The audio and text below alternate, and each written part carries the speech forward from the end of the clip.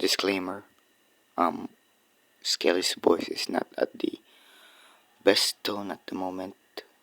He's sick and his uneven voice is not helping him at all. He's also got some cold at the moment, so yeah, bear with me at the moment. Sorry.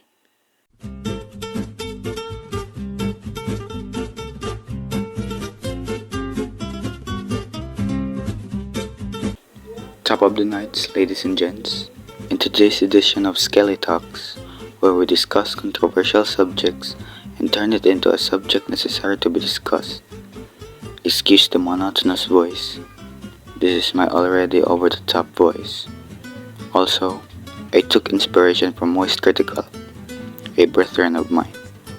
This is how I sound, so there's nothing you can do about it. So today, we'll be discussing a topic that in my case, always irks me a little. It is the undeserving discrimination of so-called screamy music. The segregation of metal music and my side on why it should never be labeled as noisy. So, let's get through the discussion so that metal music can now feel empowered. So, a history lesson first, so that everyone will be indulged on the emergence of a music genre, which, to be honest, is the most superior of all. Metal music began in the late 60s and rose to prominence in the early 70s in Great Britain. The term metal is believed to have come from the hippie movement, when heavy meant deep or serious. Metal music revolves around a few components: heavily distorted guitar riffs, powerful drumming, extra low-range bass notes, and aggressive or throaty vocals. There's also occasionally an element of speed at play, whether it's the song's tempo or fast shredding guitar solo, showing off technical dexterity. The roots of metal can be traced back to 1950s blues, when guitarists start experimenting with harsher tones. Songs like The King's 1964 You Really Got Me centered around two heavily distorted guitar chords. The Who and Jeff Beck tried adding feedback to their music, and many drummers started playing louder to compete with the guitars. The first heavy metal acts are considered to be Led Zeppelin, Black Sabbath, and Deep Purple, often referred to as the Unholy Trinity. Led Zeppelin released their self-titled debut in 1969, while Black Sabbath and Deep Purple put out influential records in the 1970s. Metal began to branch out into subgenres, with glam and hair metal acts like Motley Crue and Poison spearheading the movement. Thrash metal became huge, with bands such as Metallica and Megadeth reaching ever larger audiences, thanks in part to metal acts playing on MTV, which started airing in 1981. The last big stir in the industry came in the late 90s and early 2000s with the new metal movement.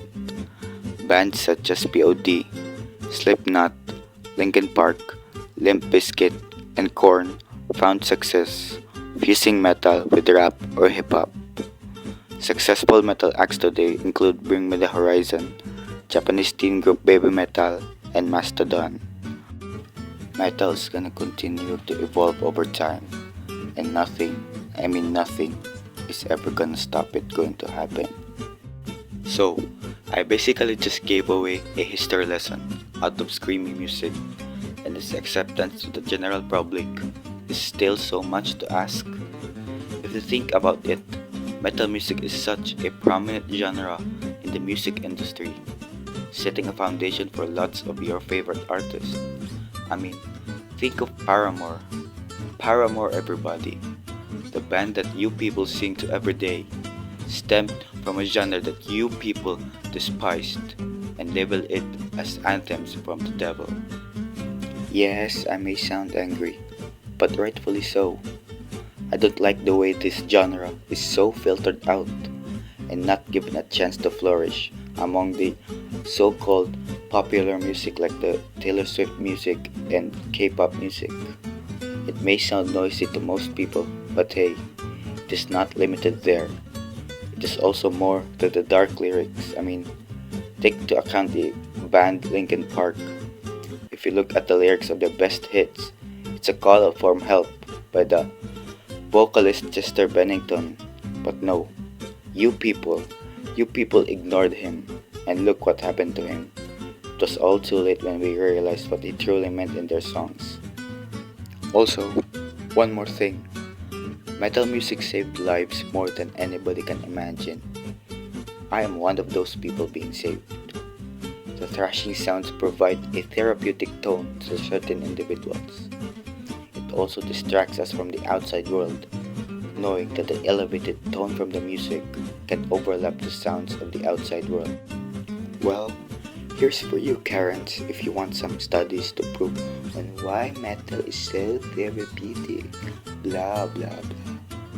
Well, certain studies and researches show listening to metal improve symptoms of stress and depression. But that also might help some people feel accepted in the community of other like-minded fans. So yeah, take that, you Karens, you can bugger off now. Well, I hope that this discussion of mine as a mere SKELLY will empower the deserving rights of metal music. So, go listen to some Cannibal Corpse or some Slipknot or something. And if you don't like it, well, just don't judge it.